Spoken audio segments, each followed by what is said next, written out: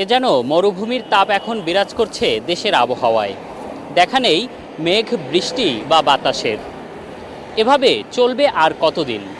এমন অবস্থা তৈরির পিছনে আসলে কারণটাই বা কী?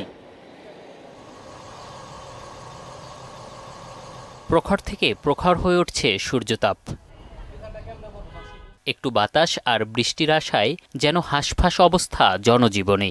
রাস্তায় কাটাই মনে হয় যে আধা বেলা, ঘরে তো দুপুরের পরে আর ঢোকাই যায় না। এই যে ধান গাছতলে বই রয়েছি, বেড়াইতেছি কাম কাজ বাদ দিয়া।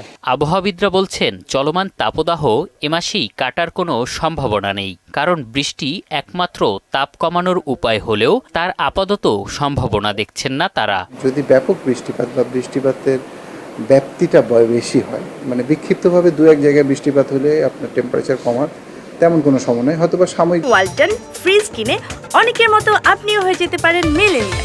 সেরা পণ্যের সেরা অফার। ভাবে কয়েক ঘন্টার জন্য হয়তো বা সকালে বৃষ্টি হলো, সকালটা একটু ভালো গেল, বা বিকালে বৃষ্টি হলে রাতটা হয়তো বা একটু ঠান্ডা, কিন্তু দেখা যাবে যে সামগ্রিকভাবে হিট অ্যালার্টের যে কন্ডিশনটা আছে এটা পরিবর্তনের সম্ভাবনা নেই। বাতাসে থাকা জলীয় বাষ্প মেঘ সৃষ্টি করে ঘটায় বৃষ্টি, আর সে জলীয় বাষ্প তৈরির উৎস জলাশয় মেরে ফেলায় কমছে বৃষ্টি, যার প্রভাব চলমান তাপপ্রবাহ।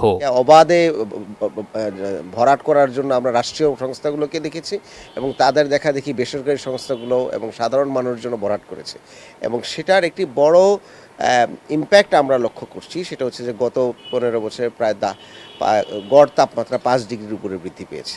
শুধু গাছ নয়, রাজধানী সহ শহরগুলোতে জলাশয় ভরাটের প্রতিযোগিতা যেন থামছেই না। এম এ আজিম, মোহনা সংবাদ, ঢাকা।